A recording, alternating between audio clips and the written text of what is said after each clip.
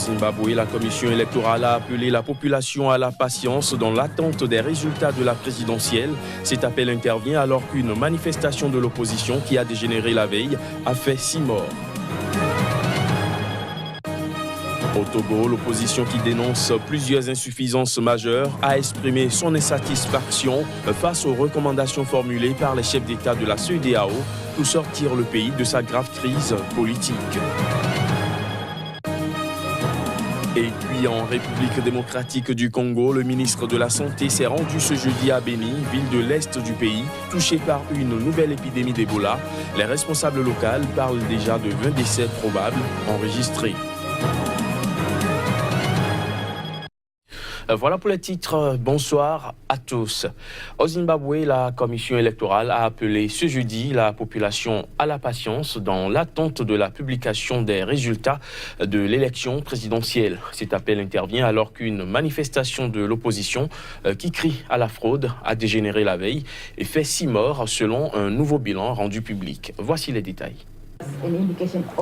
Ce jeudi à Harare, la commission électorale du Zimbabwe a tenu une conférence de presse.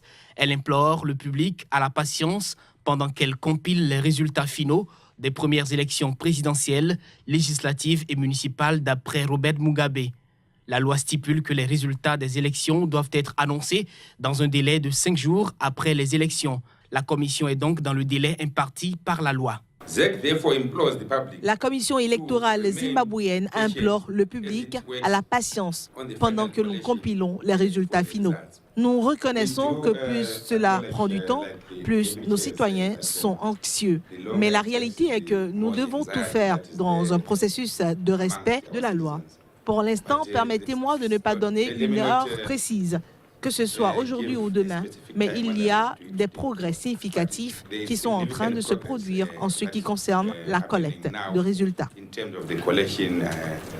Aux dernières nouvelles, les résultats de l'élection présidentielle au Zimbabwe sont attendus ce jeudi soir, d'après le porte-parole de la commission électorale.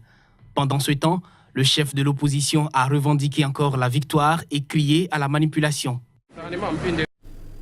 À Madagascar, l'opposant et ancien dirigeant Andry Rajoelina a sans surprise annoncé sa candidature à l'élection présidentielle prévue pour le mois de novembre prochain. Il espère ainsi succéder à l'actuel chef de l'État qui n'a pas encore fait savoir s'il sera ou pas candidat. Des précisions à travers cet élément. C'est devant plusieurs milliers de ses partisans réunis dans le palais des sports de Mahamasina à Antananarivo ce mercredi que l'ancien président Andry Rajoelina a officiellement annoncé sa candidature à l'élection présidentielle prévue les 7 novembre et 19 décembre. Il n'y a pas de consensus. Le débat aura lieu en plénière le 8 août. On ne peut pas perdre, on ne peut que gagner. On est les vainqueurs, vous êtes d'accord ou pas? À bon entendeur, salut, comme disent les Français.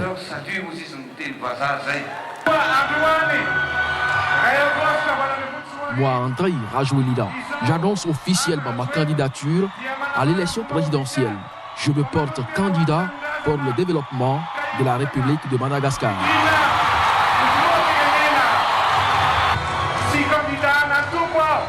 Je ne suis pas le candidat d'un parti politique. Je ne suis pas le candidat d'une plateforme politique. Je suis le candidat du peuple malgache, mesdames et messieurs. Arrivé au pouvoir à la suite d'une mutinerie de l'armée qui avait renversé le chef de l'État Marc Ravalomanana, Andry Rajoelina était resté président non élu d'une transition qui s'était prolongée jusqu'en 2014. Il avait alors cédé la place à Eri à la suite d'une élection présidentielle où il n'avait pas pu se présenter sous la pression de la communauté internationale. Précisons que le président Eri n'a pas encore annoncé s'il briguerait ou non un second mandat comme la Constitution l'y autorise.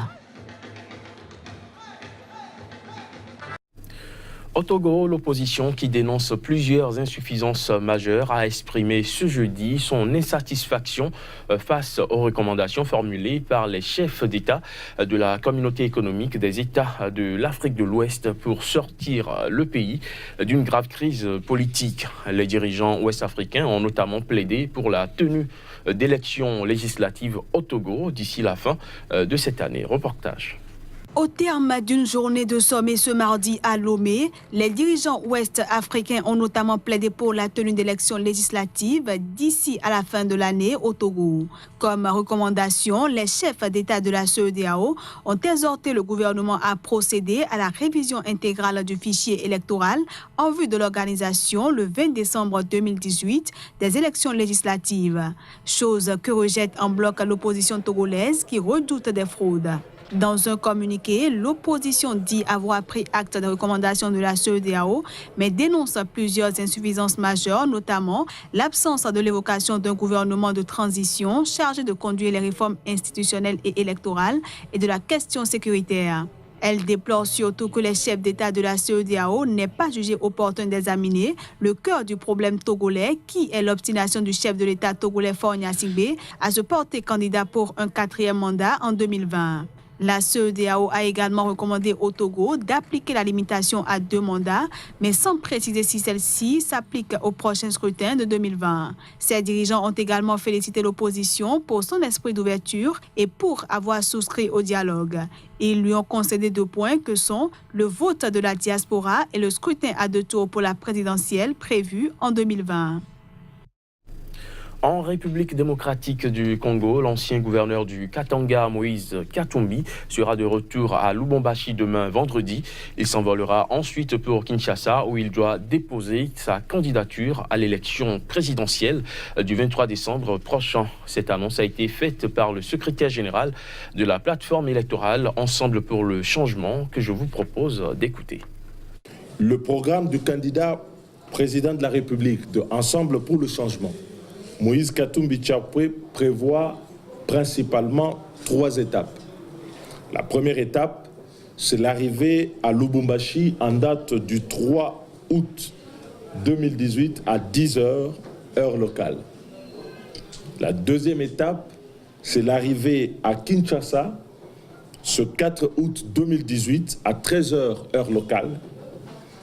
Et le dépôt, la troisième étape étant le dépôt de sa candidature ce jour même, c'est-à-dire le 4 août 2018 auprès du BRTC, ouvert pour recevoir les candidatures à l'élection présidentielle dans le siège de la CENI à partir de 16h, heure locale. Restons en République démocratique du Congo où le ministre de la Santé s'est rendu ce jeudi à Beni, ville de l'Est du pays, touchée par une nouvelle épidémie d'Ebola. Les responsables locaux parlent déjà de 20 décès probables enregistrés ces dernières semaines. Cette nouvelle épidémie intervient une semaine à peine après la déclaration de la fin de celle qui avait fait 33 morts dans une région du nord-ouest du pays.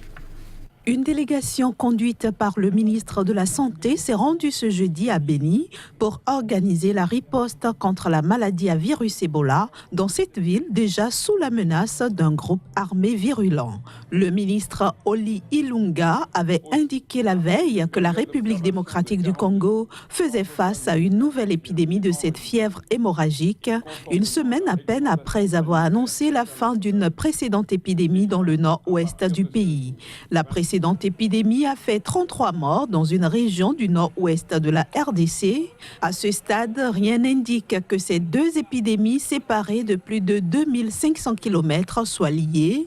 La province du Nord Kivu a notifié samedi au ministère de la Santé 26 cas de fièvre avec des signes hémorragiques, dont 20 décès, sans préciser qu'il s'agissait de cas avérés ou suspects d'Ebola.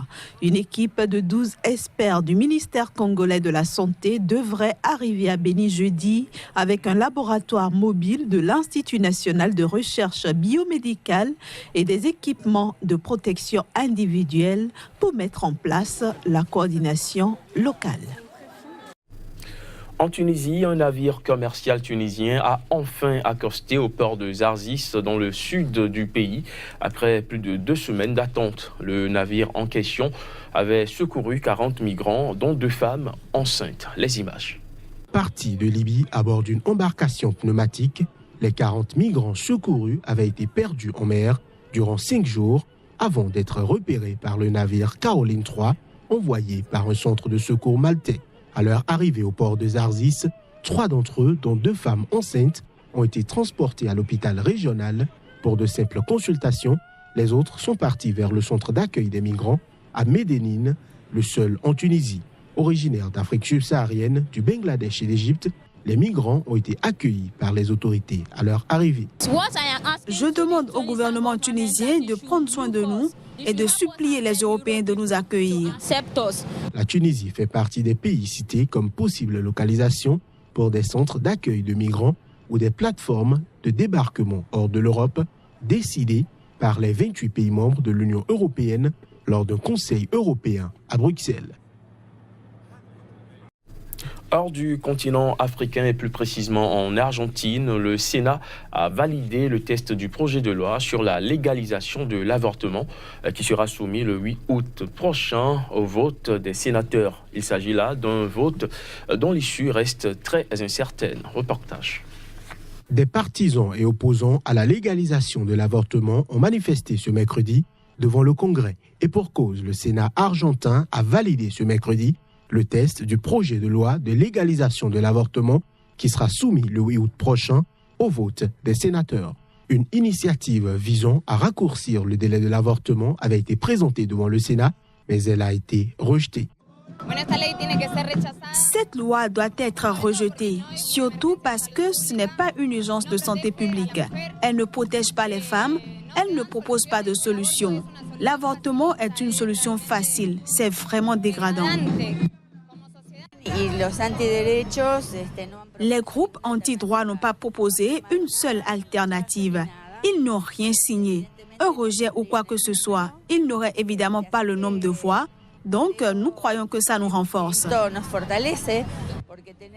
Si la majorité des 72 sénateurs votent le test, l'IVG sera légalisée.